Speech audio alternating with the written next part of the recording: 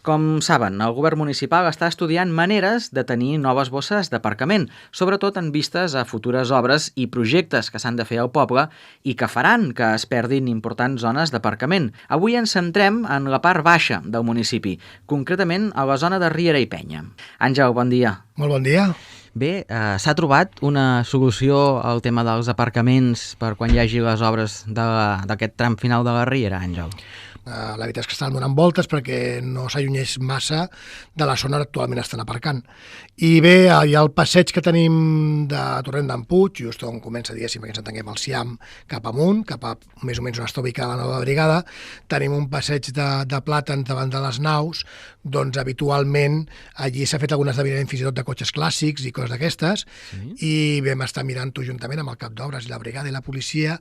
i crec que és un lloc que fent-li una petita endreça només a nivell d'aplanar amb sorra i poc més, i evidentment les entrades i les sortides perquè els cotxes no toquin la vorera a l'entrada, és un lloc perquè pràcticament podem ubicar entre 80 i 100 cotxes. Per tant, estaríem parlant de pràcticament, si no tota, la totalitat dels vehicles que actualment estan aparcant a la zona de que seria la Riera i Penya. És que a l'Arenys de Munt el problema dels aparcaments és un problema important, Àngel? Sí, som conscients i per això anem intentant trobar solucions. No és fàcil, perquè tenim un poble, com sempre hem dit, molt llarg, però amb pocs espais amplis com per poder tenir aparcaments. Fem aquests comodats amb persones que tenen zones que no estan edificant i intentem, ja compensant amb l'IBI i coses d'aquestes, fer comodats per arribar a un acord i tenir aquest espai per aparcar,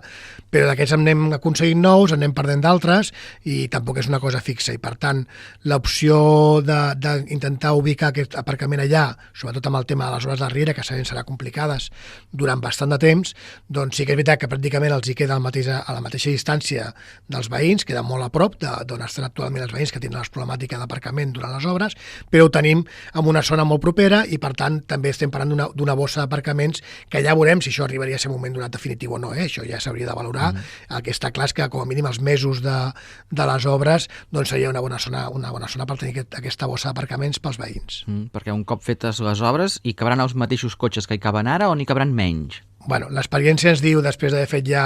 diferents trams de la Riera, es diu que sempre tenim una pèrdua d'aparcaments, és evident que tenim pèrdua d'aparcaments i per tant s'haurem de compensar, però com recordem també tenim la intenció de fer una bossa d'aparcaments a l'entrada del poble, tot just on es farà la rotonda, allà s'ha de fer sí o sí una bossa d'aparcament dissuasori perquè la gent que vingui a visitar el poble doncs aparqui el cotxe allà i comenci a caminar per la Riera, que és el que sempre s'ha volgut, no? I en la part alta, diguem-ne, a la zona de Can Globus, també s'hi està pensant o s'està començant a valorar la possibilitat de que l'aparcament, quan s'hi hagin de fer obres, doncs també s'haurà de buscar una solució, potser un pàrquing subterrani. Sí, això és un tema que també està portant més directament en aquest cas l'alcalde, perquè és un tema més i en aquest cas la regidora d'urbanisme, és un tema més d'urbanisme i de tot el planejament que hi ha en aquella zona, però sí que és veritat que a Can Globus, al moment que es faci la residència geriàtrica, que com tothom sap ja és un fet, que s'està treballant en el projecte i que tan aviat estigui el projecte fet i la disponibilitat ho permeti, comencem a fer les obres.